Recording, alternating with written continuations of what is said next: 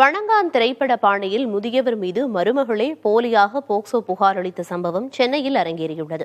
இச்சம்பவத்தை தொடர்ந்து பொய்யாக போக்சோ பிரிவில் புகார் அளித்தால் கடும் நடவடிக்கை எடுக்கப்படும் என காவல்துறை எச்சரித்துள்ளது.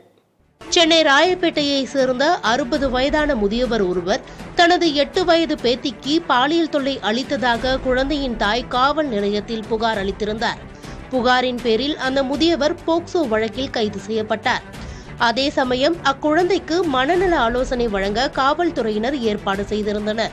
அதன்படி அக்குழந்தைக்கு ஆலோசனை வழங்கப்பட்ட போது திடுக்கிடும் தகவல்கள் வெளியாகின. தனது தாத்தா மீது எந்த தவறும் இல்லை என அக்குழந்தை தெரிவித்ததால் அதிர்ச்சியடைந்த மனநல மருத்துவர்கள் காவல்துறை உயரதிகாரிகளுக்கு தகவல் கொடுத்தனர். இது தொடர்பாக மேலும் விசாரித்த போது தனது தந்தைக்கும் தாத்தாவிற்கும் அடிக்கடி சண்டை ஏற்படும் என்றும் தாத்தா தன்னிடம் தவறாக நடந்து கொண்டதாக போலீசாரிடம் கூற வேண்டும் என தனது பெற்றோர் சொல்லிக் கொடுத்ததாக அக்குழந்தை தெரிவித்தார். குழந்தையின் தகவலால் குழம்பிய காவல்துறையினர் அதன் பெற்றோரிடம் விசாரணை மேற்கொண்டனர்.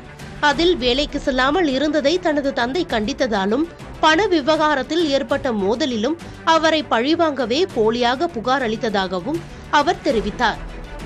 இதையடுத்து அந்த முதியவரை விடுவித்த காவல்துறையினர் போலியாக புகார் அளித்த பெண் மீது நீதிமன்ற உத்தரவின் பேரில் நடவடிக்கை மேற்கொள்ள ஆயுத்தமாகி வருகின்றனர்.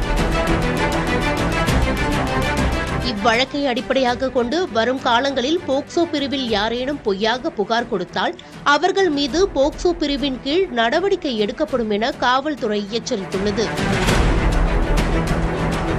புதிய தலைமுறைக்காக செய்தியாளர் ஜே அன்பரசன்.